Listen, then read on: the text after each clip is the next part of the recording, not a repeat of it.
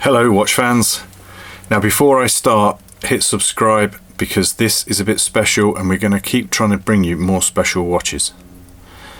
This is a 2021 Bulgari Octo Finissimo. This is a watch I've been hunting for 6 years since it came out, and I should have bought one back then and I couldn't. Now I finally got one, but like everything, it's all up for sale. Let me show you this party trick. 5mm thick, and this is an automatic. It's also incredibly light because all of this very nicely machined case and bracelet is titanium. Now these are not cheap watches. 14.5 of your finest pounds they would demand for a new one, and they are still available new.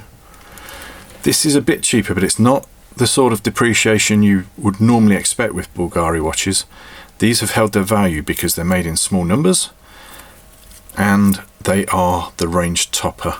I think there's now a chronograph version, you might want to call that the range topper, but this was the original. Now look at this movement. In-house 36 dual movement micro rotor. Now the micro rotor, because it's small, it doesn't have as much mass as a full rotor, so it wouldn't be as efficient. So to get around that, they use a more dense material. They use platinum. Beautifully finished. Sapphire crystal on the back and sapphire crystal on the front. Still just over 5mm thick. This is the, well, it certainly was, there may be new contenders, but it was the thinnest automatic watch in the world, taken over from Piaget. Good company. Piaget make lovely ultra-thin watches. This one has a constant seconds as well, just down here at 7. The Piaget doesn't have constant seconds, so it's just trumping it each time. Very distinct piece. I love this grey sandblasted case with the dial to match. It looks like absolutely nothing else on the market. Wears like nothing I've ever had. Very comfortable despite the 40mm case, and because it's this octagonal case, it does even wear bigger than the 40mm that it is. Now you may wonder, this design looks a bit familiar.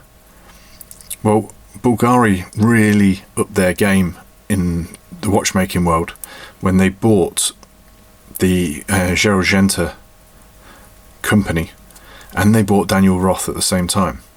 So they got a lot of horological skills and designs. So this is what I would call Genta inspired.